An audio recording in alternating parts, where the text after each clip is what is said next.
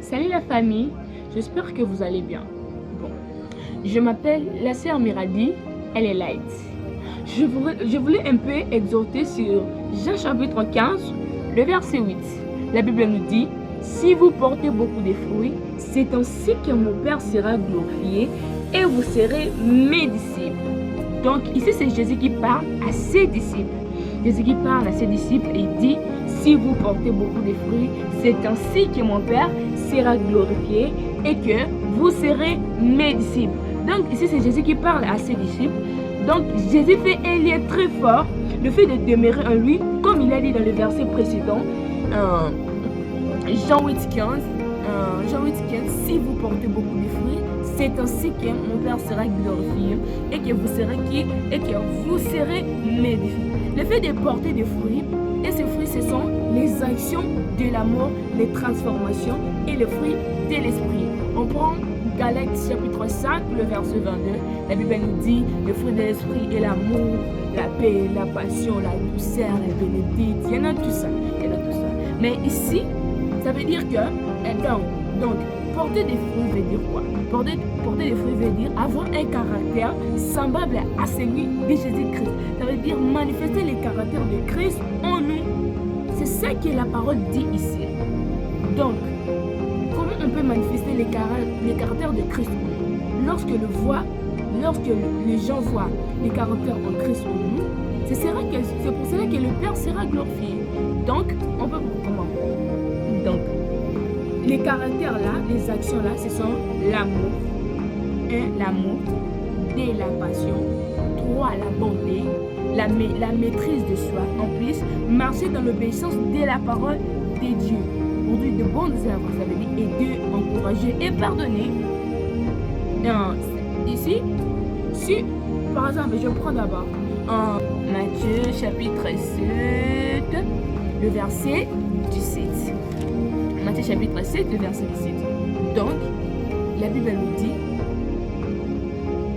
tous les bons arbres portent de bons fruits, mais de mauvais arbres portent de mauvais fruits. Par là, Dieu voulait dire quoi? Par là, Dieu dire que une personne bonne, transformée par Dieu, produit de bonnes actions, un bon caractère, un bon comportement. Un bon comportement.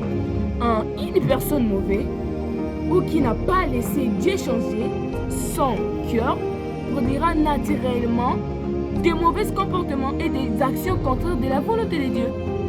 Donc, cela veut dire de bons fruits, ce sont amour, passion, humilité, honnêteté, respect, obéissance à Dieu. Mais de mauvais fruits, c'est donc les mensonges. On nous a dit quand on était petit à l'école que les pères du mensonge, c'est qui? C'est les diables. Donc les mensonges, il y en a les mensonges, kokosa, kofinga, tout ça, ce sont de mauvais fruits. Ce sont de mauvais fruits. Que veut dire glorifier Dieu? Parce que le verset dit, si vous portez beaucoup de fruits, c'est ainsi que mon Père sera glorifié et que vous serez mes disciples. Donc, mon Père sera glorifié. Comment Dieu peut être glorifié? Donc, Dieu peut être glorifié quand ta vie change, les gens voient Jésus-Christ en toi, tu avances en vérité, tu pardonnes, tu marches selon l'esprit. Parce que la Bible nous dit, marchez selon l'esprit et vous n'accomplirez pas les désirs de la chair. Ça veut dire le fruit dans ta vie est un témoignage qui honore Dieu. Qui honore Dieu. Qui honore Dieu. On vient, vous serez mes disciples. Mes disciples. Ça veut dire ici dans ce passage, Jésus donne un critère de vrai disciple. C'est pas celui qui chante fort, c'est pas celui qui chante bien, c'est pas celui qui chante bien, c'est lui qui donne des paroles, mais c'est lui qui porte de fruits. C'est ça que Dieu a dit. Dieu a dit que vous deviendrez mes disciples. Non, il a dit que vous serez mes disciples. C'est ça ce verset veut nous dire.